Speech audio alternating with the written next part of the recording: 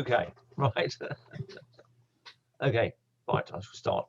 Greetings, and welcome to anybody who watches this short presentation on the post-World War II postcards of Sarawak. As an introduction, after the liberation of Borneo in 1945, there was little need for picture postcards at all. Reconstruction, repatriation, shipping in of supplies, shipping out of troops were all the things that were necessary. And it wasn't until really 1947 that passenger shipping was released from all of these duties and could be refurbished and used for a slow return to normal travel. Now, the first evidence I found of picture postcards being used from Sarawak was in 1950, and this is a card owned by a member of the society, which sadly is not mine.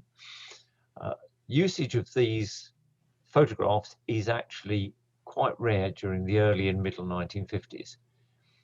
And the other interesting thing is we find no evidence of pre-war cards. So either they were lost during the war, or goodness knows, but certainly at the moment there is no signs of any being used post World War II.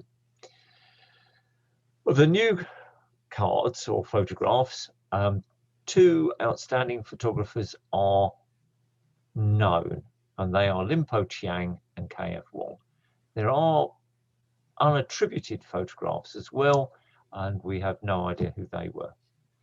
But Lim and K.F. Wong really contributed the bulk of the photographs during this early period and during the very beginnings of printed coloured photographs, postcards, sorry.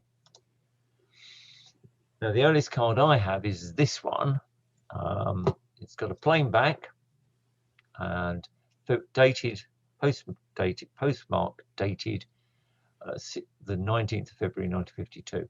It's a local rate internally within Kuching. A photograph of a street in Kuching and no other information whatsoever. The second one is one at the bottom here. Again, plain back. It's been divided by drawing a line down it and used as a postcard airmail, 40-cent rate. Interestingly, despite the fact at this point the airmail rate was 50 cents. Since there's no receiving mark, it could well have gone by sea mail. This is a photograph of the Aurora Hotel, again plain backed. This one is a photograph taken by K.F. Wong, and we have here the copyright and a photo, Kuching. 15-cent rate, although in this case the rate had already been reduced to 10 cents, but somebody hadn't told somebody, obviously. This is another photograph of the Aurora Hotel. That seems quite popular, or it may have been that the postcards were available at the Aurora Hotel. Again, plain back, and in fact there are two cards, both exactly the same. 10th of March 56, 55 cents, airmail rate to the USA, and 10th of June 56, 40 cents, correct rate to the Netherlands. Again, plain back, no information about the photographer at all. Now, of the two photographers here, Lim Po Chiang is an interesting character. He was born in 1924 in Cebu. Parents, Chinese immigrants who've moved to Sarawak from the southern province of Fukien.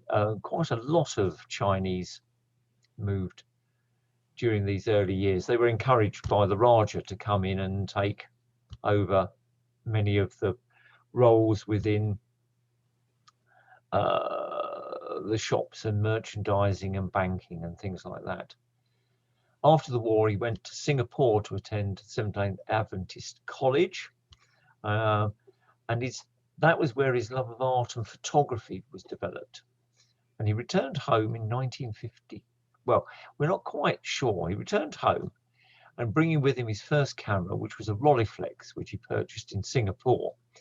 Not sure of the date when he actually came back, but he was a founder member of the Cebu Photographic Club, and that was founded in 1952. He started a career in banking, which it sort of suggested that his father was very keen on that. It was much more stable, but it really wasn't what he wanted to do.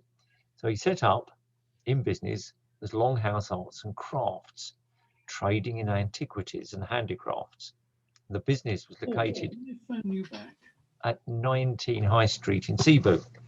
He also ran the Longhouse photo equipment and photo supply business from the same address. He trips upriver on buying expeditions for all his arts and craft, and gave him a lot of opportunities to photograph the various communities. And in his mid-60s, he published his only book, Amongst the Dyaks, which is a superb photo essay encompassing many of the indigenous groups and illustrating aspects of their daily lives. Now, Lim's early photograph stroke postcards are found like this. They're distinguished by a straight line copyright Lim Po Chang at the bottom. They have usefully a note of what the picture is all about, and they're numbered. And I've only ever seen a limited number of these, but they're typical Lim Po Chang. They are very naturalistic, and they're very focused on people. The next one there, here's two more early ones of Dyaks, one numbered 44 and one numbered 51. The chap here is carrying a skull, which is was quite normal at that time. After that initial straight line marking, Lim acquired a number of rubber stamps. We're not sure what order they occurred in. These are three that I have got examples of. I believe it is suggested that there are at least another two different ones, which I have not yet seen. In 1962, he had an opportunity to go with a Kayan friend on a trading trip up the Rajang to visit a number of the Penang groups. And some of the photographs became cards. Now, interestingly, this is 62, and these are still plain backed, although not all of them. Some of them now are on postcard divided back paper, but they're still black and whites. And here are a couple of Kayan photographs. He was quite well acquainted with quite a number of the Kayans who traded into Cebu. Now, this is an interesting one. I originally thought this was Chinese lady because there are no pictures of the Chinese community, either KF Wong or Lim Po Chang, as far as we're aware. However, a member of the Kuching Society explained that this lady is a Melanau, and they weave these type of hats. And the fact that she looks very Chinese is due to the fact that there was a significant level of intermarriage between the Chinese and the Melanau. Right. Now we go to KF Wong. Now, he was born in Sarawak in 1916. His father being a rubber planter. He appears to have had a rather peripatetic life, and there's a spelling mistake, but never mind. Twice, Wong's father took them back to China and then came back again, and eventually came back and stayed in Sarawak in 1932. Now, Wong was very artistic from an early age, and his father was actually quite keen on him studying art, but he wanted to study photography.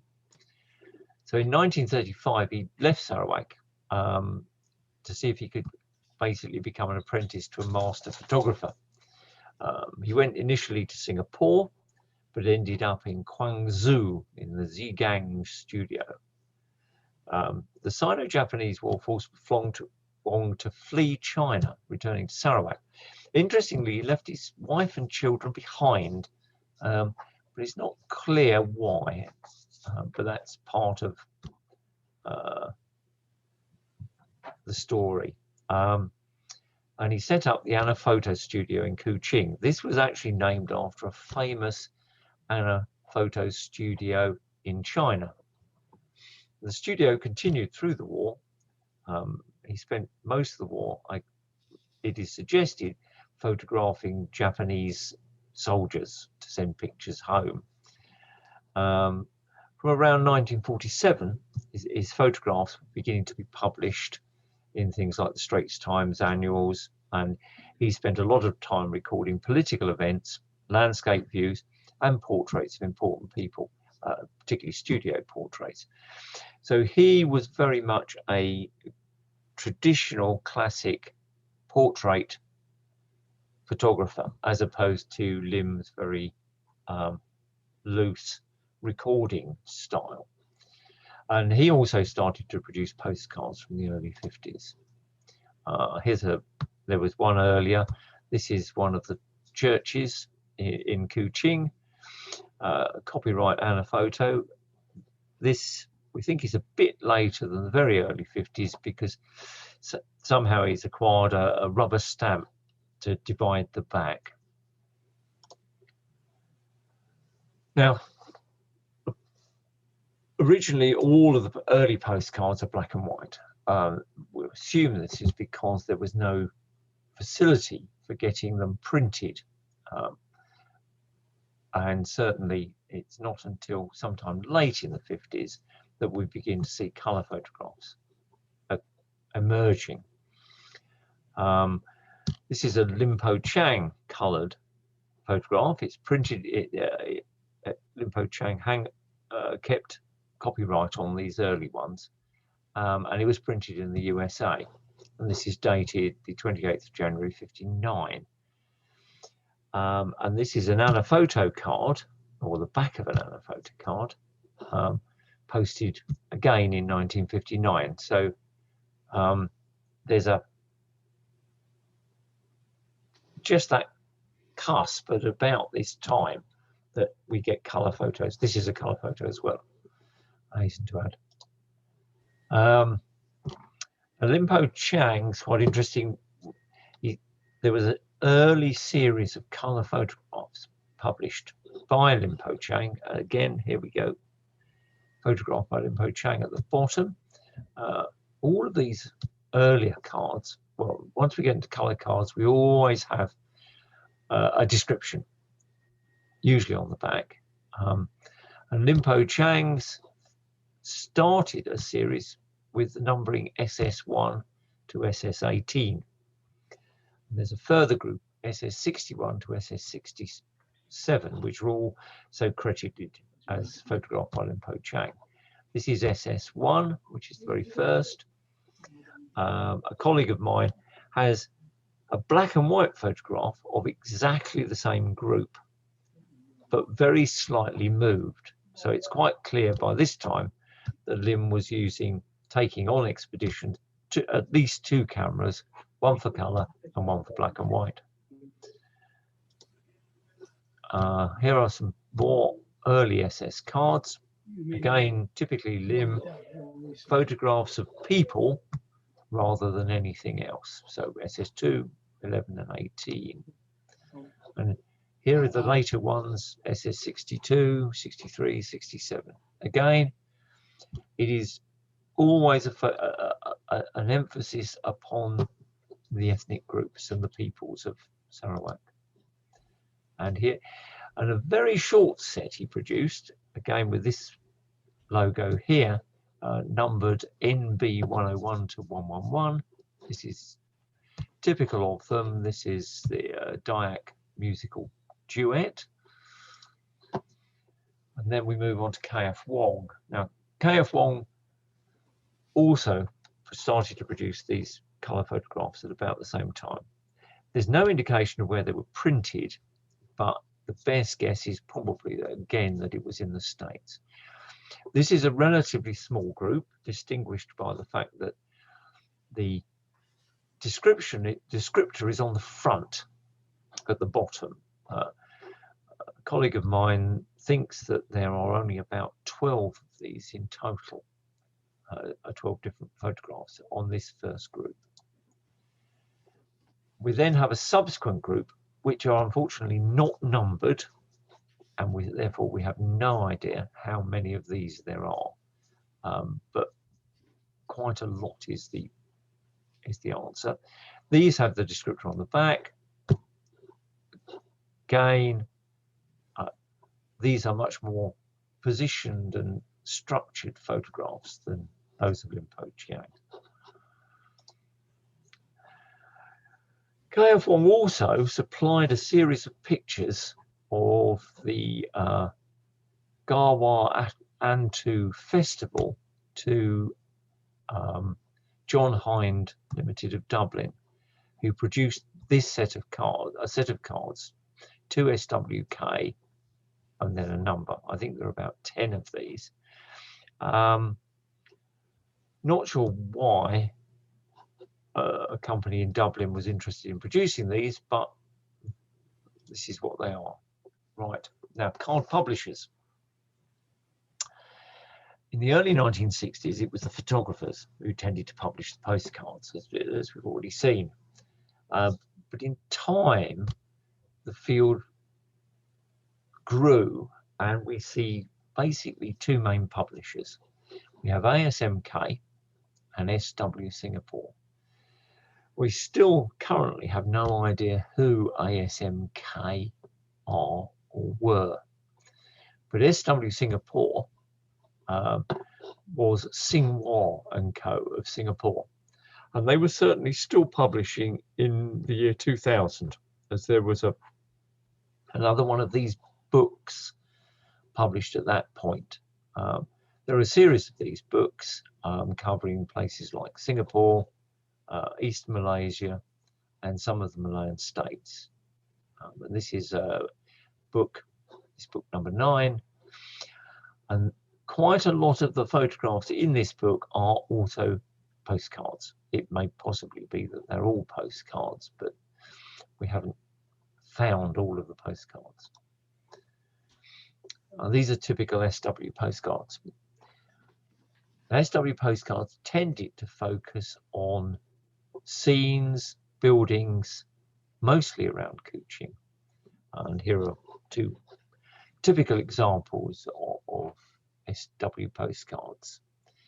But they also produced a small series for Cebu, for Miri and Bintulu, and these 2 are from Cebu. Again, they're in the 1960s, although this one is posted much later. This is the one postcard I have of Bintulu. I think I have another one somewhere, but I can't find it. And these are 2 examples of postcards from Miri. Again, showing general scenes. This one is 1973. So these are obviously later than the photographer's postcards. Now, SW also produced a number of these booklets. These are booklets of a booklet of postcards, in which case where there was a postcard and there is a stub under here with the same picture on it, but obviously in a much smaller size, and you could tear the postcard out. So postcards from these booklets are easy to identify because they have a perforation down the left-hand side of the postcard. We know there are a number of these, but we don't know how many, and they are very, very rare to find nowadays. Sometimes you find just the stubs, which obviously people kept, but complete books of postcards are rare. Now we come to ASMK. As I said, we have no idea who they were, but they did produce 2 series of postcards. The SS series, which was started by Lim Po Chang and extended by ASMK. This covers mostly Dayaks and other ethnic groups. And then there was a second set, the KS series, and these were mostly buildings, street scenes, and views. And so these are KS series. Stamps, as you can see, the open air market in Kuching, and a typical riverfront view. The Aurora Hotel was another, again, classic photograph that had appeared to lots of people. And here we have the GPO in Kuching. And that, I think, sums up a first pass at some of the early postcards of Sarawak. Okay, Roger?